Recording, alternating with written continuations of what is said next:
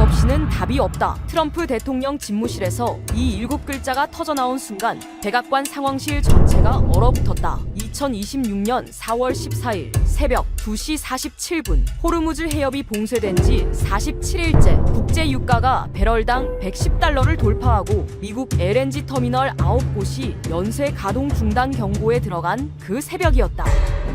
트럼프 행정부의 가장 강경한 아메리카 퍼스트 보좌관이 23년 만에 처음으로 눈물을 쏟으며 한 장의 보고서에 서명했다. 그 보고서를 쓴 사람은 평생 한국이라는 나라를 단 한 번도 중요하게 생각해 본 적 없는 23년 차 백악관 안보보좌관이었다. 단 48시간 무엇이 그의 23년 인생을 송두리째 뒤집어 놓았는가? 그 충격적인 전말을 지금부터 공개한다.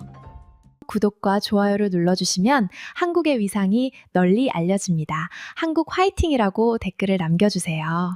저는 마이클 베넷입니다. 미국 백악관 국가안보회의 에너지안보보좌관 23년 차죠. 23년이라는 시간은 결코 짧지 않습니다. 워싱턴이라는 도시에서 23년을 버틴다는 건 매일 누군가의 사임 소식을 들으면서 내 책상이 비워지지 않게 지켜내는 일입니다. 저는 그 일을 23년 동안 해왔습니다. 그리고 단 한 번도 흔들린 적이 없다고 자부했습니다. 2026년 4월 14일 새벽 그 봉투가 제 책상 위에 떨어지기 전까지는 말입니다.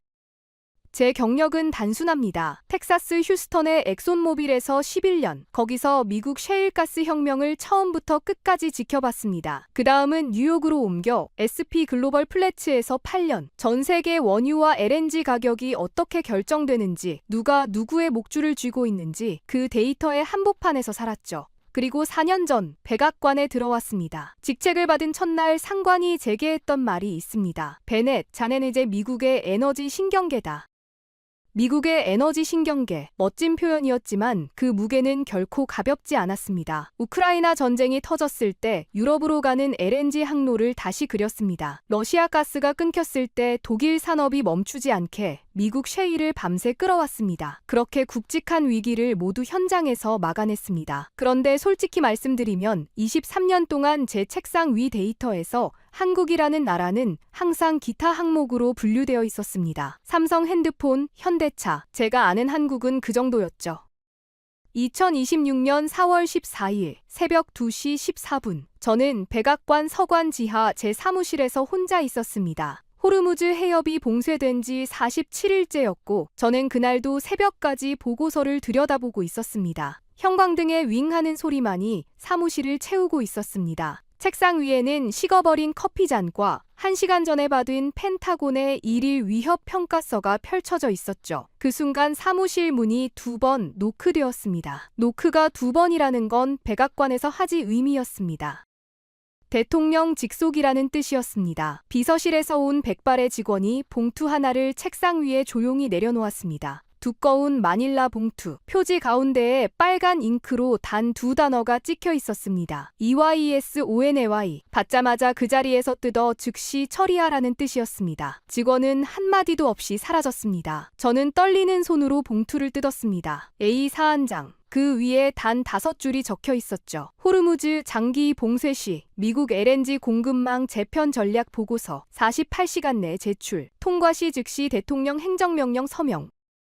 저는 그 종이를 한참 동안 쳐다봤습니다. 48시간, 단 이틀 만에 미국의 향후 4년 에너지 정책이 결정된다는 뜻이었습니다. 제가 작성하는 이 보고서가 통과되면 미국이 어디서 에너지를 사고 누구한테 그 에너지를 옮기게 하고 어느 항로를 군사적으로 지킬지가 모두 결정됩니다. 통과되지 못하면 제 23년 커리어도 거기서 끝이었죠. 손끝이 미세하게 떨리는 것을 느꼈습니다. 그런 떨림은 23년 만에 처음이었습니다. 저는 즉시 책상 위 인터컴을 눌렀습니다. 사라 박을 호출했죠. 사라 박, 한국계 미국인이고 제 후배 분석관입니다. 30대 초반, 메릴랜드 애너폴리스 해군 사관학교 출신, 동아시아 에너지 라인 전문가. 백악관에서 동아시아 데이터를 만지는 사람 중 가장 빠르고 가장 정확한 분석관이었습니다. 5분도 채 지나지 않아 사라가 도착했습니다. 그녀의 손에는 이미 두꺼운 자료 뭉치가 들려 있었습니다. 마치 이 호출이 올 줄 알고 있었던 것처럼 말이죠. 저는 사라를 쳐다봤습니다. 사라가 자료를 책상 위에 천천히 내려놓았습니다. 표지에 단 한 줄이 굵은 글씨로 적혀 있었죠. 호르무즈 해협 봉쇄, 한국이라는 변수에 관한 보고. 저는 그 표지를 보는 순간 약간의 위화감을 느꼈습니다. 한국이 변수라는 표현, 23년간 제가 쓰던 어휘 사전에는 없던 단어였습니다. 사라가 의자를 끌어와 제 옆에 앉았습니다. 그리고 조용히 입을 열었죠. 선배님, 시작하기 전에 한 가지만 말씀드릴게요. 이 자료를 다 읽고 나면 선배님이 알고 있던 세계가 완전히 달라져 있을 겁니다. 사라가 준비한 자료를 함께 검토한 후 저는 새벽 5시까지 보고서 초안을 짰습니다. 오전 9시 백악관 서관 2층에 NSC 회의실 문이 열렸습니다. 이 회의는 단순한 보고가 아니었습니다. 보고서 채택 여부를 결정짓는 사전 조율 회의였죠. 여기서 통과되면 이대로 대통령에게 올라갑니다. 여기서 막히면 처음부터 다시. 회의실에는 이미 5명이 앉아 있었습니다. 펜타곤 측 마샴 제독, 국무부 부차관보, 에너지부 차관, 그리고 2자리. 그 2자리 중 하나는 비어 있었습니다. 비어있는 그 의자가 누구의 자리인지 알고 있었기에 저는 회의실에 들어서면서 깊게 숨을 들이마셨습니다.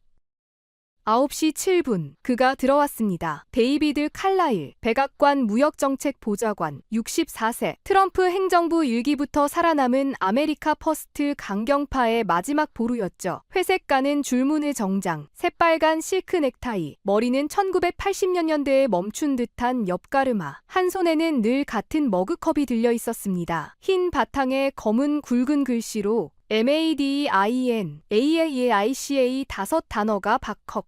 그 컵은 칼라일이 회의실에 들어오는 모든 순간 그의 발언보다 먼저 도착하는 그의 또 다른 명함이었습니다. 칼라일이 회의실에 들어올 때마다 공기가 무거워지는 데에는 이유가 있었습니다. 그가 말끝마다 붙이는 한마디 때문이었죠. 미국이 직접 만들면 되잖아. 이 말은 그의 정책 철학이 아니었습니다. 신앙이었죠. 23년간 워싱턴에서 일하며 제가 한 가지 깨달은 게 있었습니다. 칼라일 같은 사람을 데이터로 설득할 수는 없다는 것이었습니다. 하지만 이번엔 데이터로 설득해야만 했습니다. 다른 길은 없었으니까요. 마샨 제독이 저와 잠늘 마주쳤습니다. 행운을 빈다는 듯 살짝 고개를 끄덕였죠. 회의가 시작되자마자 칼라일이 먼저 입을 열었습니다. 그는 의자에 깊이 앉으며 머그컵을 책상 위에 탁 소리가 나도록 내려놓았죠. 베넷 보좌관, 결론부터 말해. 호르무즈 봉쇄 47일째. 우리 답은 이미 정해져 있어. 셰일이야. 미국엔 지구상 그 누구보다 많은 셰일가스가 있어. 한국, 일본, 유럽 다 우리한테 사면 돼. 그게 곧 우리 행정부 외교 전략의 정수야. 한국이 어쩌고저쩌고 중간에 끼울 필요 없어. 그가 말을 끝내자 회의실 다른 참석자들이 잠깐 칼라일 쪽으로 시선을 돌렸습니다. 칼라일이 만족스러운 표정으로 저를 바라봤죠.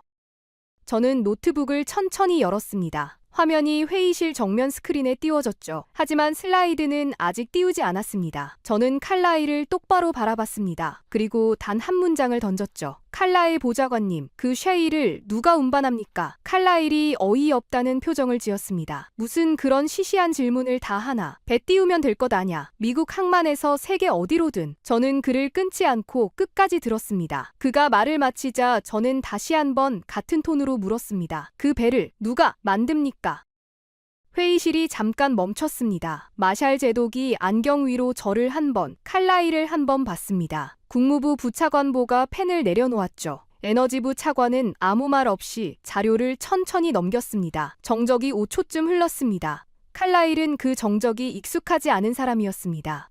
회의실에서 정적이 흐르는 순간이 있다면 그 정적은 늘 칼라일이 만들어내는 것이었지 칼라일을 향해 흐르는 것이 아니었습니다. 칼라일의 손가락이 머그컵 손잡이를 천천히 두드리기 시작했습니다. 톡, 톡.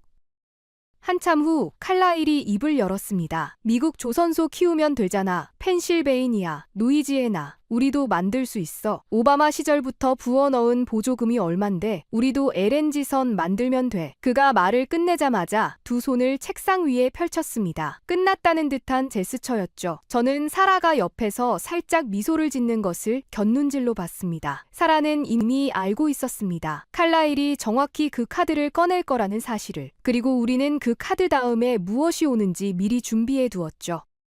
저는 천천히 일어섰습니다. 그리고 칼라일을 향해 입을 열었습니다. 맞습니다. 보좌관님, 미국에도 조선소가 있죠. 펜실베이니아 필리에 있고, 루이지애나 어보빌에 있고, 미시시피 페스카굴라에도 있습니다. 하지만 보좌관님, 제가 한 가지만 묻겠습니다. 미국 조선소가 LNG 운반선을 마지막으로 인도한 게 언제인지 아십니까? 칼라일이 멈칫했습니다. 그의 입이 살짝 벌어졌다가 다시 다렸죠. 저는 그가 답을 내놓기를 기다렸습니다. 회의실 안의 모든 사람들도 함께 기다렸죠. 그리고 그 침묵 속에서 사라가 첫 번째 슬라이드를 띄울 준비를 마쳤습니다.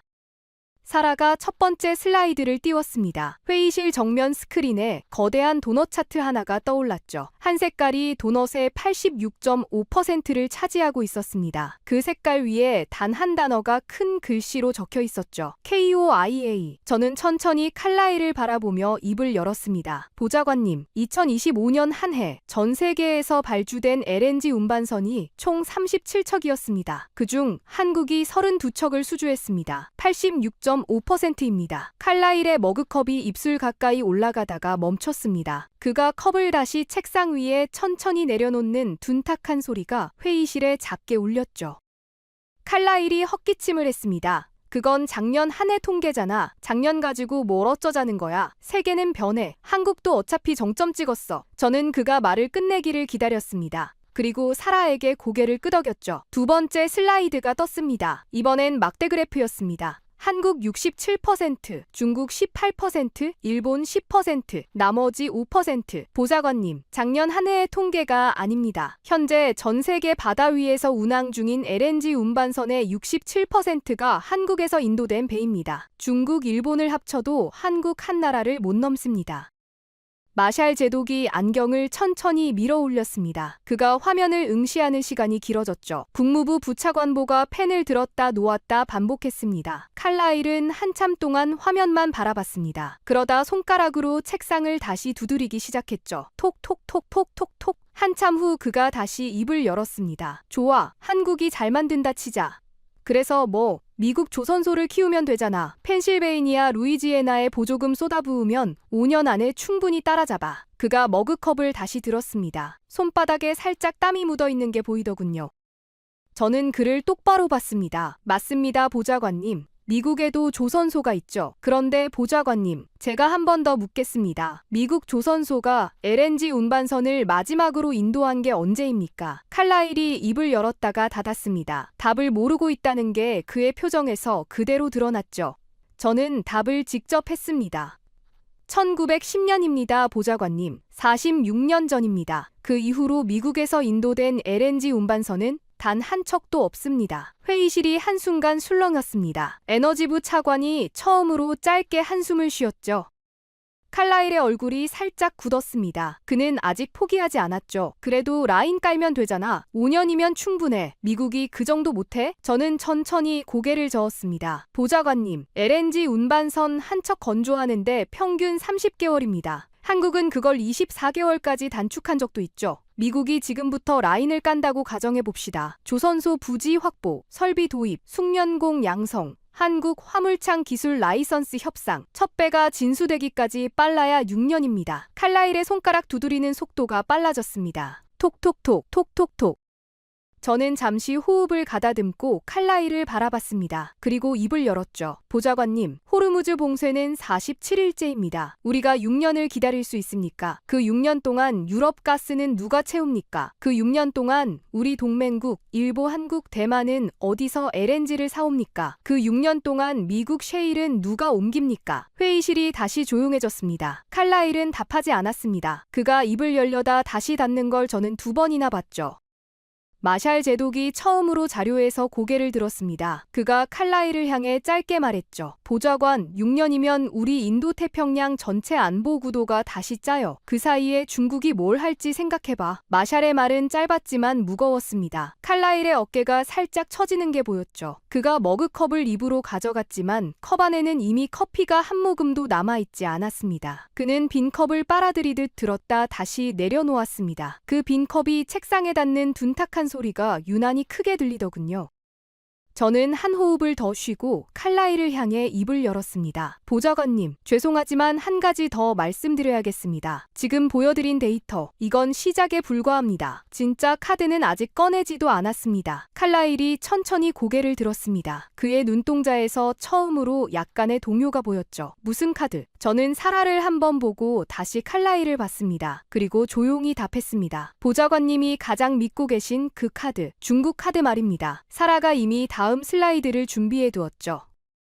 저는 사라에게 다음 슬라이드를 띄우라고 신호를 보냈습니다. 하지만 그 전에 칼라일에게 한 호흡을 더 주고 싶었죠. 칼라일이 잠깐 침묵을 깨고 입을 열었습니다. 그래, 중국이 있잖아, 베넷. 후동중화. 너희 자료에도 있을 거 아냐. 후동중화. 중국 최대 LNG 조선소. 칼라일이 마지막 카드를 꺼냈다는 게 그의 표정에서 그대로 드러났습니다. 그가 머그컵 손잡이를 다시 단단히 쥐었죠. 어조의 미세한 자신감이 다시 살아나고 있었습니다. 그래도 우리한테는 후동중화가 있어. 거기에 발주하면 되잖아. 회의실의 다른 사람들이 칼라일 쪽으로 시선을 돌렸습니다.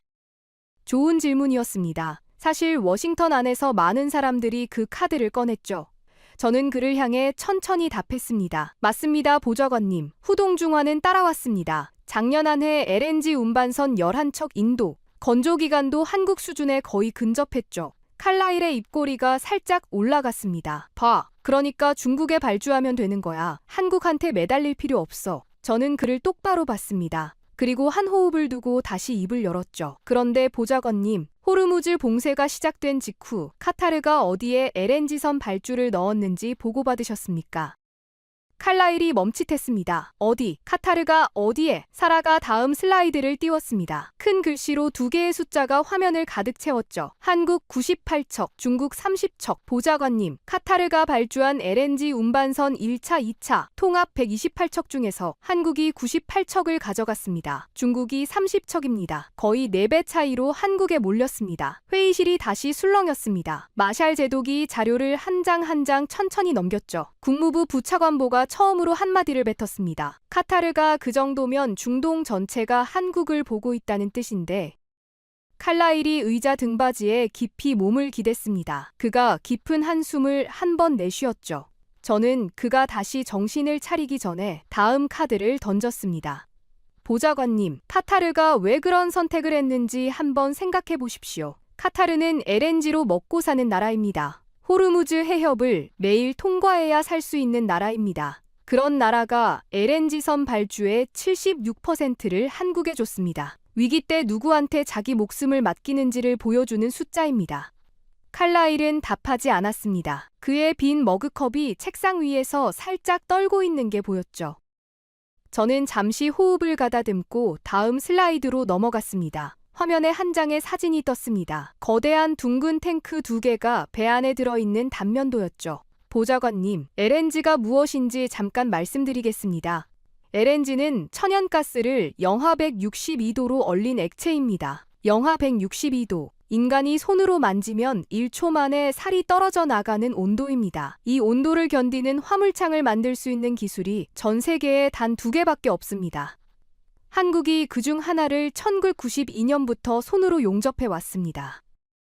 저는 칼라일을 똑바로 봤습니다. 그리고 그가 잘 모를 한 가지를 말해주었죠. 보좌관님, LNG 운반선 한 척이 폭발하면 어떤 일이 벌어지는지 아십니까? 도시 하나가 사라집니다. 한 척에 17만 큐빅미터의 LNG가 실립니다. 그게 한꺼번에 점화되면 부산 같은 항구 도시 한 곳이 통째로 증발합니다. 머리카락 한 가닥 두께의 균열이 생겨도 이 배는 끝납니다. 칼라일의 얼굴이 살짝 창백해졌습니다. 그런 배를 만드는 일이 단순한 조선업이 아닙니다. 도시 하나의 운명을 30개월 동안 사람의 손으로 빚어내는 일입니다.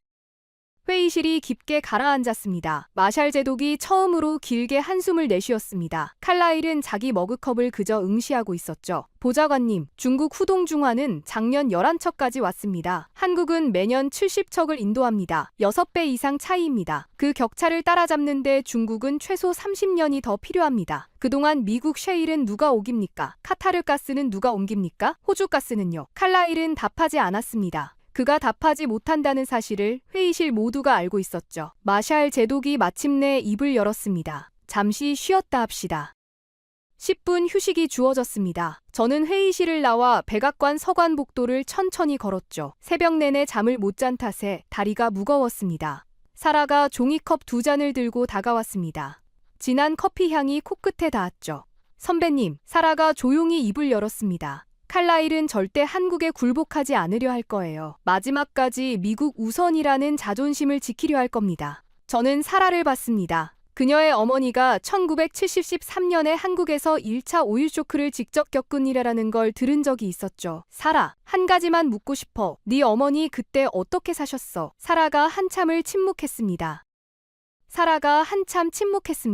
그러더니 종이컵을 2손으로 감싸쥐었죠. 어머니는 그때 부산에 사셨어요. 외할머니가 작은 가게를 하셨고 1973년 가을이었대요. 어느 날 갑자기 휘발유가 사라졌다고 하시더라고요. 어머니가 새벽 4시부터 줄을 서서 1리터를 받으셨어요. 한 번 받으려고 7시간을 서 계셨대요. 사라가 잠깐 시선을 떨궜습니다. 어머니는 지금도 그때 얘기를 하실 때마다 목이 메세요. 한국이 가장 추웠던 겨울이었다고.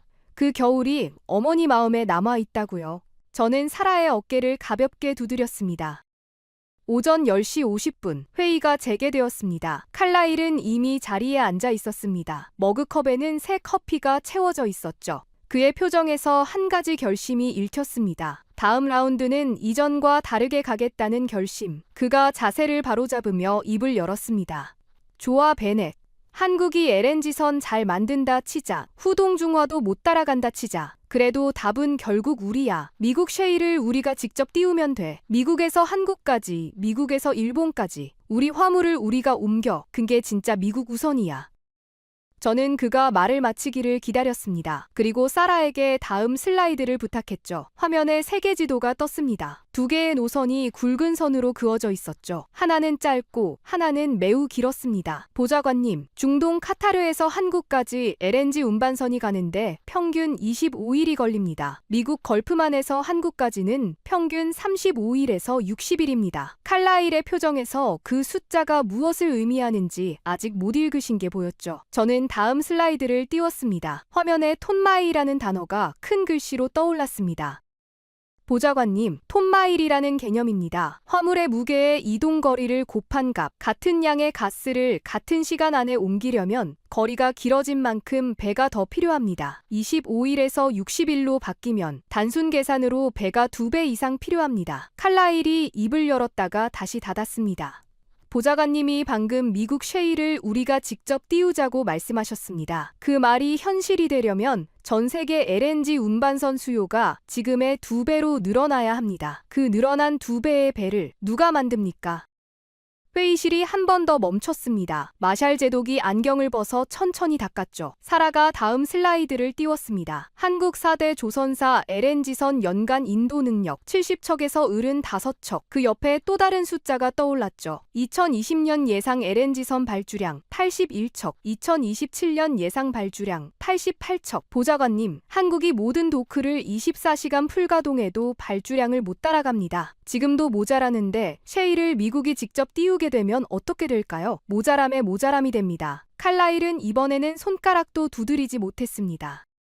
마샬 제독이 안경을 다시 쓰고 자료에서 고개를 들었습니다. 그가 책상을 한번 가볍게 두드리더니 입을 열었죠. 보좌관, 솔직히 말하지. 펜타곤도 이 변수를 못 봤어. 우리는 이지스함 몇 척, 항공모함 몇 척, 잠수함 몇 척만 셌어. 그 함정을 만드는 산업 기반을 못 봤어. 베넷 보좌관 말이 맞아. 한국이 1년만 LNG선 인도를 멈춰도 미국 셰일 수출 전체가 마비돼. 그게 우리 인도태평양 전략의 진짜 목줄이야. 칼라일이 마샬을 노려봤습니다. 마샬은 시선을 피하지 않았죠.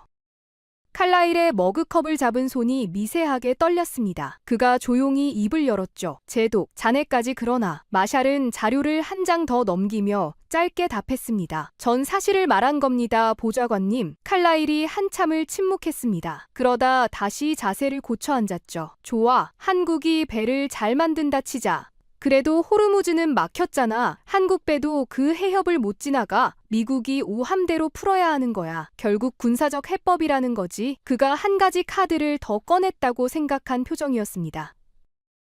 저는 그를 똑바로 바라봤습니다. 그리고 한 호흡을 두고 입을 열었죠. 보좌관님, 정말 그렇게 알고 계셨습니까? 칼라일이 멈칫했습니다. 무슨 소리야? 봉쇄 47일째잖아. 다 막혀 있잖아. 저는 천천히 고개를 저었습니다. 보좌관님, 4월 12일 새벽에 어떤 일이 있었는지 보고를 못 받으신 모양입니다. 호르무즈 봉쇄 이후 그 해협을 뚫고 들어간 첫 외국 선박이 있었습니다. 그 배의 깃발이 어느 나라였는지 정말 모르고 계신 겁니까? 칼라일의 얼굴이 처음으로 굳었습니다. 사라가 다음 슬라이드를 준비했죠.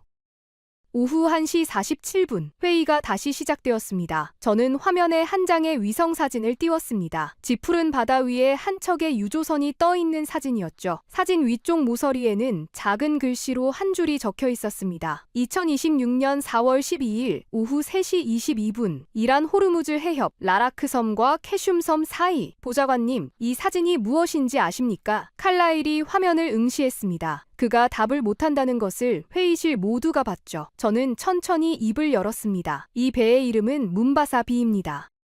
보좌관님, 호르무즈 해협이 봉쇄된 지 47일째 되는 날 새벽, 이란이 직접 승인한 단 하나의 항로, 라라크 섬과 캐슘섬 사이의 좁은 수로를 통해 페르시아만 안쪽으로 진입한 첫 외국 선박입니다. 이 배가 들어가는 그 시간 동안 다른 어떤 나라 깃발의 배도 그 해협을 지나지 못했습니다. 칼라일이 입을 열었지만 소리는 나오지 않았습니다. 어디 깃발인데? 그가 마침내 한마디를 짜냈죠. 저는 그를 똑바로 봤습니다. 한국 깃발입니다, 보좌관님. 한국 선사 장금 마리타임이 실소유한 배입니다.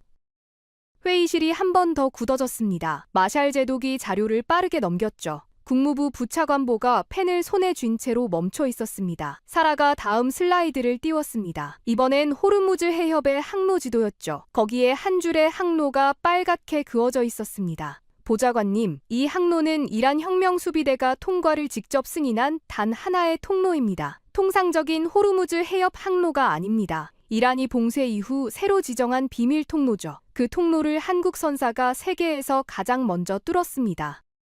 칼라일이 처음으로 자세를 흐트러뜨렸습니다. 그가 의자에서 살짝 미끄러지듯 몸을 앞으로 기울였죠. 거짓말, 다른 나라들은 안 들어갔어. 저는 사라에게 다음 슬라이드를 부탁했습니다. 화면에 4월의 시도 기록이 떴습니다. 미국 선사 쉐브론 2척 시도, 회항, 일본 선사 미스이 1척 시도, 회항, 영국 선사 BP 1척 시도, 회항, 그리스 선사 TMS 2척 시도, 회항. 보좌관님, 미국, 일본, 영국, 그리스가 모두 실패했습니다. 그 해협을 뚫은 깃발은 단 하나, 한국 깃발이었습니다.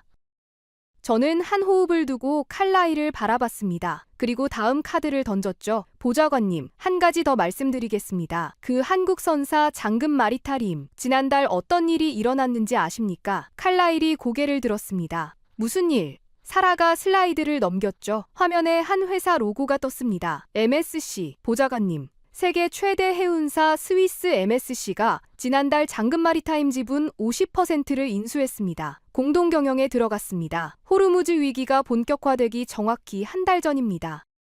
보좌관님, 이 사실이 무엇을 의미하는지 아시겠습니까? 세계 최대 해운사가 호르무즈 위기 직전에 한국 선사에 5조 원을 베팅했습니다. 미국 선사도 일본 선사도 그리스 선사도 아닌 한국 선사에 베팅했습니다. 왜일까요? 이 위기를 뚫을 수 있는 깃발이 어느 나라인지 그들이 미리 알고 있었기 때문입니다. 마샬 제독이 천천히 고개를 끄덕였습니다. 세계가 한국을 보고 있다는 뜻이군. 마샬의 목소리가 처음으로 이렇게 명확하게 들렸습니다. 칼라일이 마샬을 한번 노려봤지만 이번에는 마샬이 칼라일의 시선을 피하지 않았죠. 보좌관님, 이미 보고 있는 정도가 아닙니다. 줄을 서고 있습니다. 카타르가 줄을 섰습니다. MSC가 줄을 섰습니다. 이번 주에는 인도 릴라이언스가 한국에 LNG선 12척 추가 발주 의향을 보내왔습니다. 그 다음 줄에 누가 있는지 아십니까? 우리 미국입니다. 칼라일의 입술이 살짝 떨렸습니다. 그가 머그컵을 들었습니다. 이번에는 두 손으로 컵을 감싸쥐었죠. 마치 그 컵에 의지하지 않으면 손이 흔들버릴 것 같다는 듯이요. 그가 한 모금을 마셨습니다. 이번엔 컵 안에 커피가 있었지만 그 맛이 어땠는지는 그의 표정에 드러나지 않았습니다. 저는 잠시 침묵을 유지했습니다. 칼라일이 천천히 호흡을 가다듬는 게 보였죠. 그가 마지막 카드를 꺼낼 거라는 사실을 저는 알고 있었습니다. 한참 후 그가 입을 열었습니다. 좋아, 한국 선사 한 척이 들어갔다 치자. 그래도 결국 호르무즈를 푸는 건 군사력이야. 미국이 오함대로 풀어야 해. 우리 어벤져급 소회함을 보내. 그게 답이야. 그가 마침내 자신감을 다시 회복하려 애쓰는 듯한 어조였습니다. 저는 사라를 한번 봤죠. 사라가 천천히 고개를 저었습니다. 저는 다시 칼라일을 보며 입을 열었습니다. 보좌관님, 그 어벤져급 지금 페르시아만에 몇 척 있는지 아십니까? 저는 사라에게 슬라이드를 신호했습니다. 화면에 거대한 숫자 하나가 떴습니다. 0, 0, 보좌관님, 페르시아만 우리 미국 5함대가 보유한 소해함 숫자입니다. 0척입니다. 칼라일이 자세를 천천히 바로잡았습니다. 그가 마른 침을 한번 삼켰죠. 거짓말, 우리 5함대가? 보좌관님, 거짓말이 아닙니다. 미 해군 어벤져급 기뢰대응 전함은 2020년대를 지나며 사실상 소멸했습니다. 후속 사업이 전부 실패했죠. 연안 전투함 사업 실패, 모듈식 소해 임무체계 실패. 결국 페르시아만에 우리는 단 한 척의 소해함도 띄우지 못합니다. 사라가 다음 슬라이드를 띄웠습니다. 막대 그래프가 떴죠. 일본 25척, 한국 14척, 영국 13척, 미국 0척. 회의실에 길게 가라앉은 한숨 소리가 들렸습니다. 저는 한 호흡을 두고 칼라일을 봤죠. 보좌관님, 우리 미국이 0척이고 한국이 14척입니다. 그 14척 중 6척이 양양급 신형 소해함입니다. 한국이 자체 기술로 무인 기뢰 처리기까지 직접 개발해 탑재한 함정입니다. 우리한테는 그런 함정이 단 한 척도 없습니다. 칼라일은 답하지 않았습니다. 보좌관님, 그러면 호르무즈에 깔린 기뢰가 몇 개인지 아십니까? 칼라일이 천천히 고개를 들었습니다. 몇 개? 사라가 슬라이드를 넘겼습니다. 큰 글씨로 2개의 숫자가 떴죠. 2000개에서 6000개. 보좌관님, 이란이 호르무즈 해협에 깐 기뢰의 추정 숫자입니다. 그리고 그 기뢰 한 개에 얼마인지 아십니까? 1,500달러입니다. 우리 돈으로 219만 원짜리 무기 1개, 그 219만 원짜리 무기 수천 개가 지금 이 순간 전 세계 GDP의 4%를 정지시키고 있습니다. 저는 잠시 호흡을 두고 다음 슬라이드로 넘어갔습니다.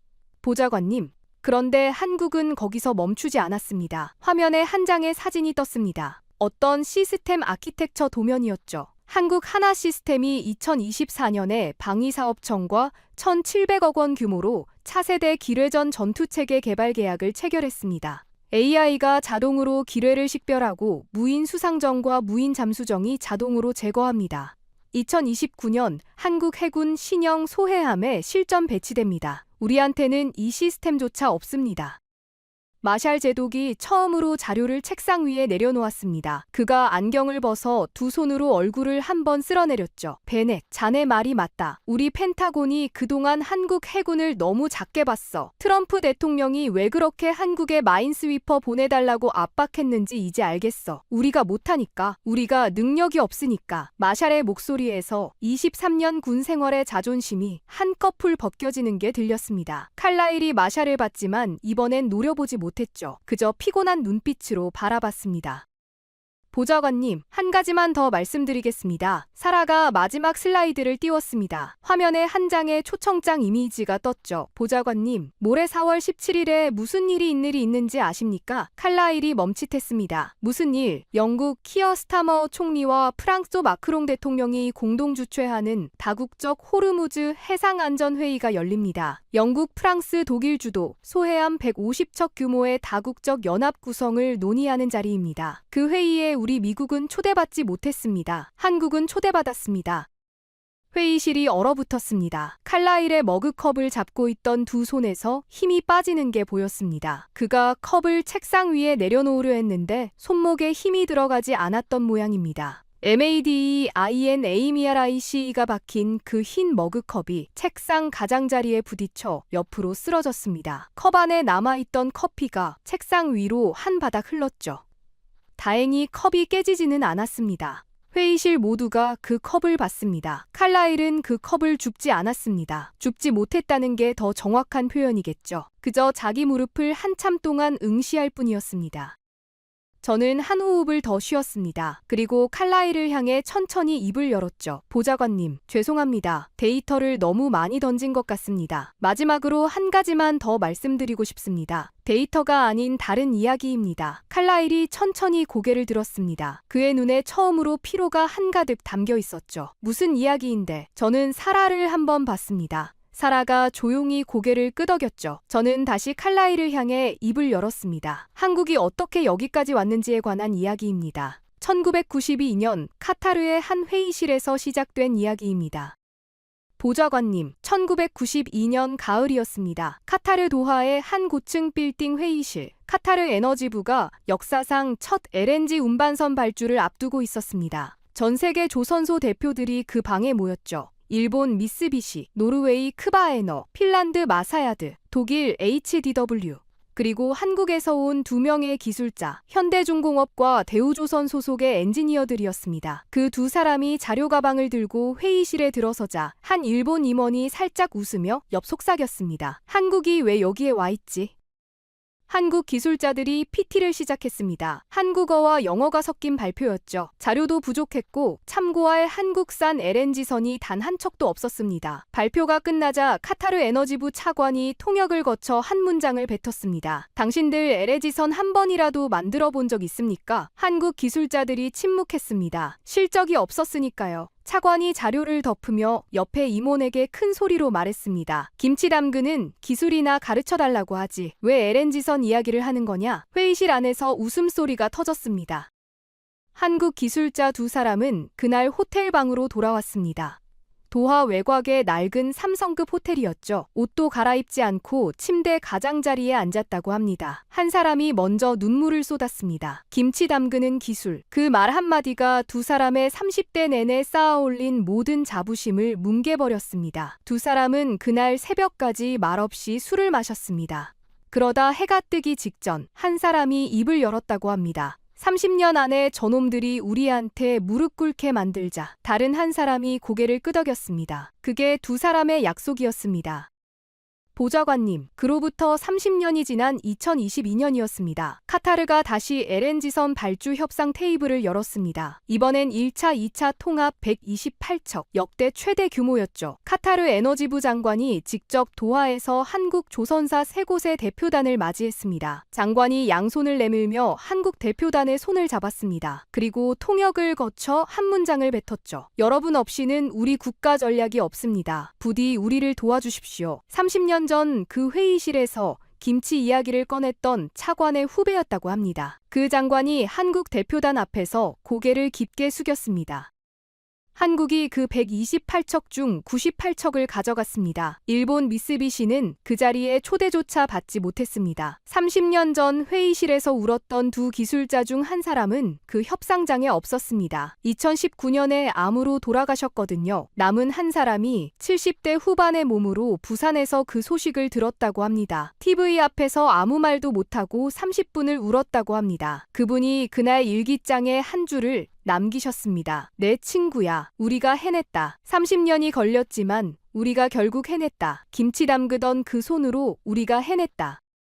보좌관님, 저는 작년에 한국 거제도 옥포에 직접 가봤습니다. 한국 남해안의 작은 섬입니다. 거기에 하나오션 조선소가 있습니다. LNG 화물창 멤브레인 용접 현장에 들어갔죠. 영하 162도 액체 가스를 담을 0.7mm 두께의 스테인리스 판입니다. 종이 3장을 겹친 두께보다 얇습니다. 그 얇은 판 한 장 한 장을 사람의 손으로 용접합니다. 기계는 못합니다. 용접 각도가 조금만 어긋나도 그 도시 하나를 날리는 폭발이 일어납니다. 거기서 일하시는 분 대부분이 40년, 50년 경력의 장인들입니다.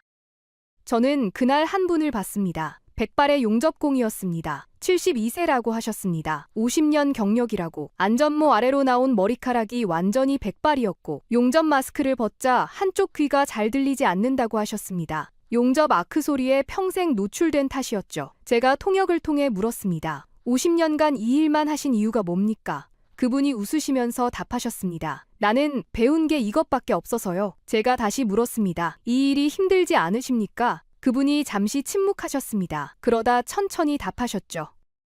저희 아버지가 6.25 때 부산 영도다리 밑에서 미군 트럭을 쫓아다녔습니다. 휘발유 한 통 얻으려고 총알 맞아가며 피란 내려오면서도 그 한 통 때문에 사셨던 겁니다. 저도 1973년 오일 쇼크 때 새벽부터 줄을 섰어요. 한 리터 받으려고 7시간을 섰어요. 그분이 한 호흡을 두셨습니다. 나는 내 손주가 그 줄에 다시 서지 않게 만들고 싶었어요. 내 손주가 자기 아이를 데리고 석유줄에 서지 않게 만들고 싶었어요. 그게 50년 동안 제가 이 일을 한 이유입니다. 보좌관님, 저는 그날 옥포에서 돌아오는 비행기에서 한참을 울었습니다. 회의실이 완전히 고요해졌습니다. 사라가 시선을 떨궜습니다. 그녀의 어깨가 미세하게 떨리는 게 보였죠. 마샬 제독이 안경을 벗어 손수건으로 한참 동안 닦았습니다. 눈가가 벌개져 있더군요. 저는 칼라일을 봤습니다. 칼라일이 고개를 숙이고 있었습니다. 그의 한쪽 손이 흘린 커피가 묻은 메이드 인 아메리카 머그컵을 천천히 집어들었습니다. 그리고 그 컵을 책상 위에 다시 세웠습니다. 컵 밑바닥에서 커피 얼룩이 번지고 있었습니다. 저는 호흡을 가다듬고 마지막 슬라이드를 준비했습니다. 보좌관님, 지금까지 드린 말씀을 한 장의 시나리오로 보여드리고 싶습니다. 저는 사라에게 신호를 보냈습니다. 화면에 거대한 도미노 그림이 떠올랐습니다. 5개의 도미노가 일렬로 서 있었고 그 첫 번째 도미노에는 한 단어가 적혀 있었죠. 코리아. 보좌관님, 가정해봅시다. 한국이 내년 1년간 LNG 운반선 인도를 멈춥니다. 정치적 이유든 경제적 이유든 상관없습니다. 그 한 줄의 가정에서 시작되는 도미노를 보여드리겠습니다. 저는 첫 번째 도미노를 가리켰습니다. 미국. 한국이 배를 못 만들면 미국 셰일가스 수출이 60% 감소합니다. LNG 운반선이 모자라니까요. 텍사스 휴스턴, 루이지애나 캐머런, 메릴랜드 코브 포인트. 우리 미국 LNG 터미널 9개 중 6개가 가동을 멈춥니다. 이 한 줄의 문장이 의미하는 일자리가 28만 개입니다. 민주당, 공화당 가릴 것 없이 정치적 재앙입니다. 칼라일이 고개를 들어 화면을 봤습니다. 그의 어깨가 살짝 처졌죠.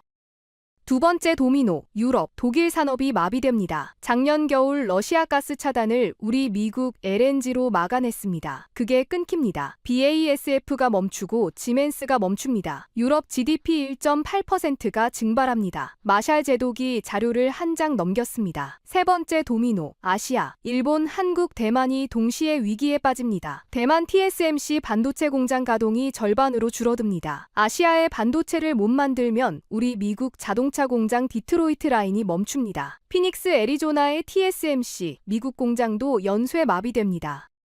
네 번째 도미노, 금융. 유가가 배럴당 180달러로 폭등합니다. 지금 110달러인데 거기서 60%가 더 오릅니다. 미국 물가가 연 9%로 치솟고 연준은 금리를 다시 올려야 합니다. 뉴욕 증시가 무너집니다. 다우존스가 1929년 이후 최대 단기 하락을 기록합니다. 칼라일이 마른 침을 삼켰습니다. 그의 이마에 식은땀이 살짝 맺혀 있었죠. 그리고 5번째, 마지막 도미노. 저는 한 호흡을 두고 입을 열었습니다. 글로벌 GDP 4% 위축. 1929년 대공황 이후 최대 규모의 경기 침체입니다.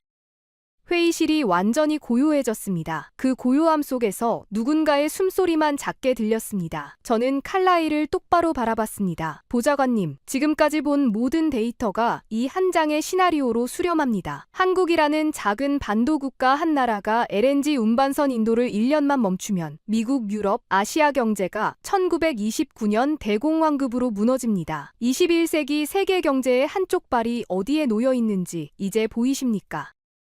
칼라일이 5초, 10초, 15초 동안 말을 잇지 못했습니다. 그가 천천히 머그컵을 들었다 다시 내려놓았습니다. 그리고 조용히 입을 열었죠. 베넷 보좌관, 솔직히 말하지. 나는 오늘 회의실에 들어올 때 자네를 꺾을 자신이 있었어. 한국이라는 나라. 내 머릿속에서 언제나 작은 나라였어. 23년간 이 자리에서 그렇게 봐왔어. 그런데 그가 한 호흡을 쉬었습니다. 내가 틀렸어. 내가 본 세계가 이미 한참 전에 바뀌어 있었어.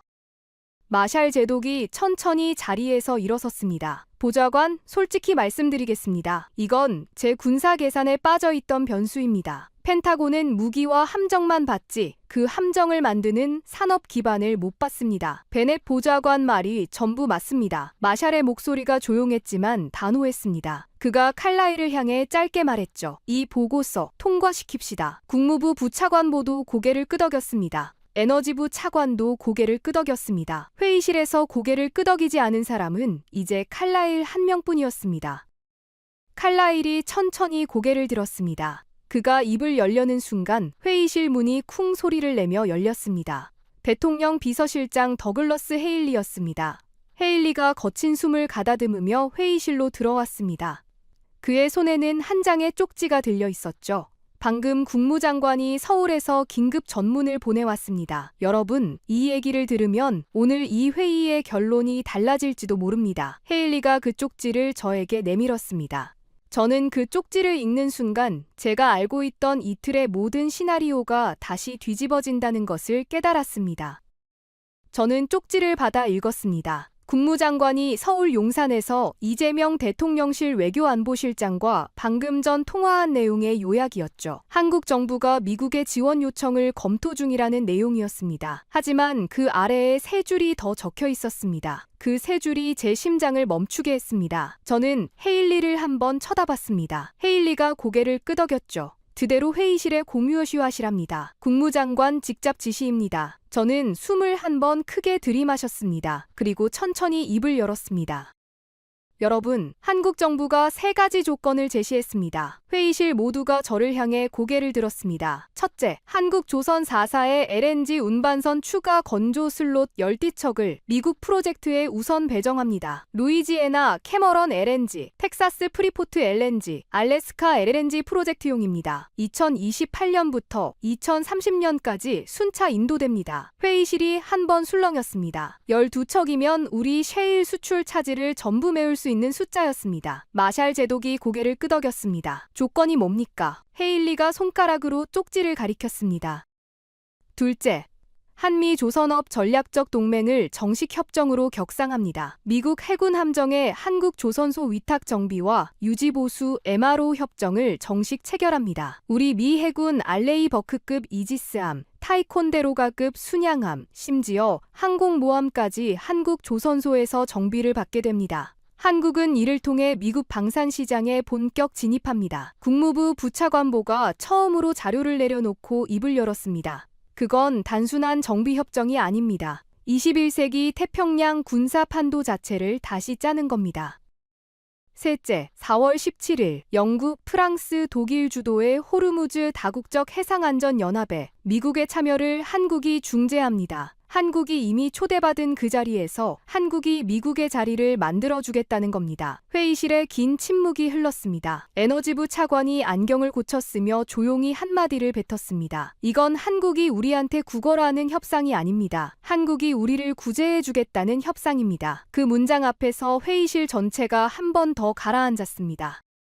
저는 칼라일을 바라봤습니다. 칼라일은 자기 머그컵을 두 손으로 감싸쥐고 있었습니다. 그 컵 밑바닥에서 번진 커피 얼룩이 책상 위에 작은 동그라미를 남기고 있었죠. 칼라일이 천천히 입을 열었습니다. 그의 목소리는 회의실에서 거의 들릴 듯 말 듯 작았습니다. 베넷 보좌관, 한 가지만 묻고 싶네. 이 조건을 수락하는 것이 우리 미국의 자존심을 꺾는 일인가? 저는 그를 똑바로 봤습니다. 그리고 천천히 고개를 저었죠. 보좌관님, 이건 자존심 문제가 아닙니다. 이건 21세기에 우리가 어떤 나라와 함께 가는지에 관한 문제입니다.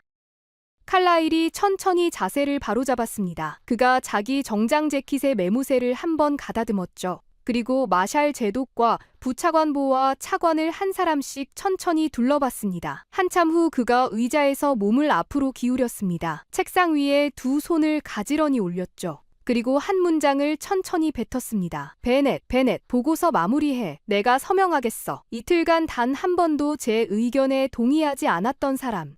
백악관에서 아메리카 퍼스트 정책의 가장 큰 보루였던 사람이 처음으로 제 쪽에 섰습니다. 회의실에서 작은 박수 소리가 났습니다. 제가 친 박수가 아니었습니다. 마샬 제독이었죠. 그가 2번 정도 박수를 쳤습니다. 그러자 부차관보가 따라서 박수를 쳤습니다. 차관도 따라 쳤죠. 저는 사라를 봤습니다. 사라의 눈가가 벌개져 있었습니다. 그녀가 고개를 살짝 숙이며 눈가를 한 번 닦았습니다. 헤일리가 회의실 문가에서 한 호흡을 크게 내쉬었습니다. 그리고 짧게 말했죠. 대통령님께 보고 올리겠습니다. 회의 종료. 저는 시계를 봤습니다. 새벽 4시 27분. 제가 봉투를 받은 지 정확히 50시간이 지나 있었습니다. 칼라일이 자리에서 먼저 일어섰습니다. 그가 메이드 인 아메리카 머그컵을 집어들었습니다. 컵 밑바닥이 커피로 번져 있었고 컵 손잡이에도 작은 얼룩이 있었죠. 그가 그 컵을 한번 쳐다보더니 회의실을 나서기 전에 제게 다가왔습니다. 그리고 손을 내밀었습니다. 23년 워싱턴 생활 동안 그가 저에게 손을 내민 건 그날이 처음이었습니다. 저는 그 손을 잡았습니다. 그가 악수를 하며 조용히 한마디를 뱉었습니다. 베넷, 자네 보고서가 내 23년을 뒤집어 놨어. 고맙네. 그러고 그는 문을 열고 먼저 나갔습니다. 회의가 끝난 시간은 새벽 4시 30분이었습니다. 저는 백악관 서관 지하 복도를 천천히 걸어 나왔습니다. 사라가 옆에서 조용히 같이 걸었죠. 50시간 동안 잠을 못 잔 탓에 다리가 납처럼 무거웠습니다. 하지만 이상하게도 머리는 맑았습니다.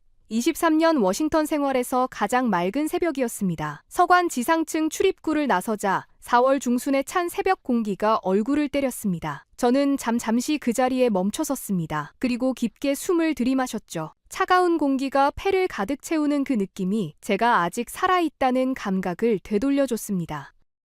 내셔널몰을 향해 천천히 걸었습니다. 저 멀리 워싱턴 기념탑의 윤곽이 푸른 새벽빛 속에 떠 있었습니다. 그 너머로 링컨 기념관의 흰 대리석이 어슴풀에 빛나고 있었죠. 포토맥 강에서 불어온 바람이 체리 꽃잎을 몇 장 바닥에 흩뿌리고 있었습니다. 23년간 이 풍경을 수천 번 봤지만 그날 새벽의 링컨 기념관은 전혀 다르게 보였습니다. 그 흰 기둥들이 저에게 한 가지를 묻고 있는 것 같습니다. 미국이 지금까지 세계의 중심이었던 이유가 정말로 너 혼자서 강했기 때문이냐고. 저는 한참을 서 있었습니다. 23년간 미국이 세계의 중심이라고 믿었습니다. 우리가 가장 강하고 가장 부유하고 가장 똑똑하다고 생각했죠. 그런데 오늘 한국이라는 반도 국가 한 곳이 저에게 한 가지를 가르쳐 주었습니다. 21세기는 더 이상 누가 많은 돈과 군대를 가졌는가의 싸움이 아니라는 것을. 누가 만들 수 있는가? 누가 끝까지 만들어낼 수 있는가? 누가 50년간 한 가지 일에 평생을 바친 장인을 가졌는가? 누가 김치 담그는 기술이나 가르쳐달라는 모욕 속에서도 30년을 기다려 결국 해내는 근성을 가졌는가? 그것이 21세기의 진짜 권력이었습니다. 사라가 옆에서 조용히 입을 열었습니다. 선배님, 한 가지 부탁드려도 될까요? 저는 사라를 봤습니다. 그녀가 동쪽 하늘을 바라보고 있었습니다. 한국에 한마디만 전해주실 수 있나요? 뭐라고 전할까? 사라가 잠시 망설였습니다. 그러다 천천히 입을 열었죠. 고맙다고, 우리가 잊지 않겠다고. 1973년 부산 거리에서 7시간 줄 서셨던 어머니 세대에게, 거제오포에서 50년간 멤브레인을 용접하신 그 장인 어른께, 그리고 그분들이 지키려고 한 우리 같은 다음 세대에게.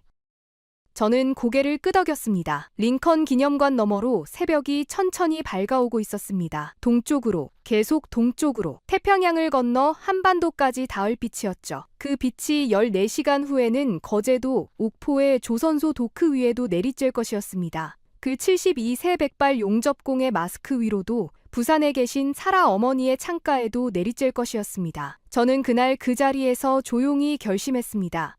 다시는 한국을 제 책상 위 데이터의 기타 항목에 넣지 않겠다고. 다시는 한국을 보고서의 한 줄로 처리하지 않겠다고. 그것이 제가 그 두 사람에게 할 수 있는 가장 작은 보답이었습니다.